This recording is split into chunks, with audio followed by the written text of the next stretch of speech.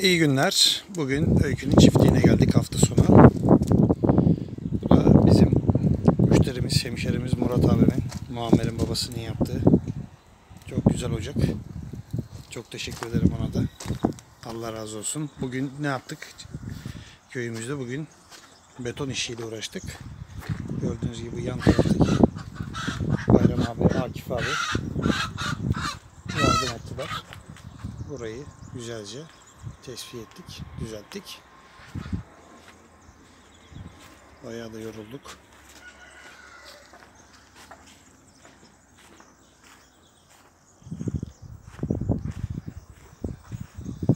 Çilekler de çıkmış. Geçen hafta söylemiştim. Çilekler oluyor diye. Başlamış olmaya.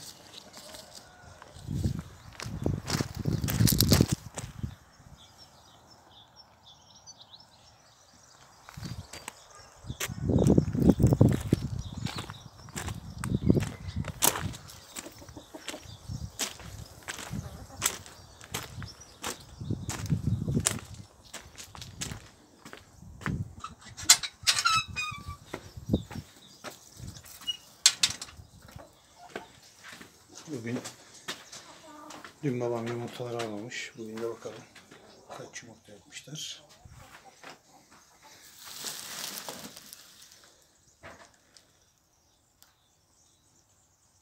Yarın toplayacağım bunları.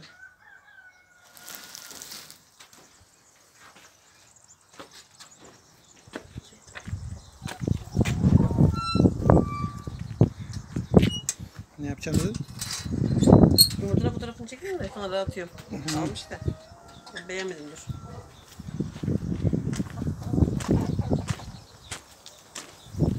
Yani bugün biraz yorulduk, bayağı bir yorulduk. Buradaki ocağı kaldırdık.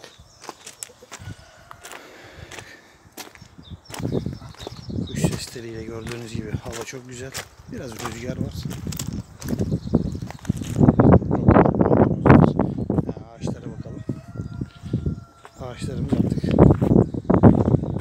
meyveler gelmiş. Yenikler olmuş. Cövelik. Bir ay sonra olur herhalde. Şeftali.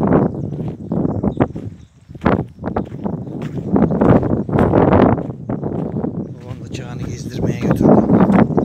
İşte burada bir traktör çimen kaldı bugün burada. Keçilerimize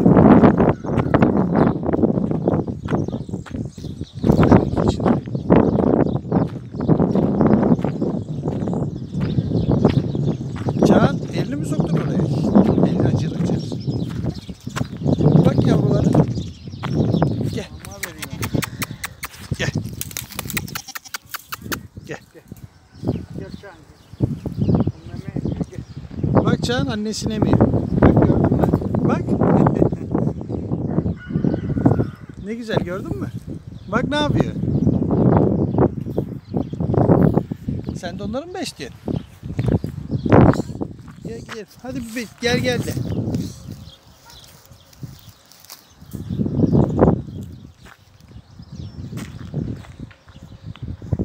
Videoya kaldığımız yerden devam edelim. Evet, videomuza buradan devam edelim. Erdi abinin yumurtaları da burada. Benden yumurta istedi. Getirmezsin sen dedi ama biz kimlere götürmedik? Erdi abimize mi götürmeyeceğiz? Şimdi videomuzu burada sonlandıralım. Bizi izlediğinizi biliyoruz. Ama önermenizi istiyoruz. Takipçilerimiz çoğalsın. Abonelerimiz çoğalsın. Bizi izlemeye devam edin. Kalın sağlıcakla. Allah'a emanet olun. Murat abime de bu arada çok teşekkür ediyorum. Bu ocağı yaptığı için. Ablamdan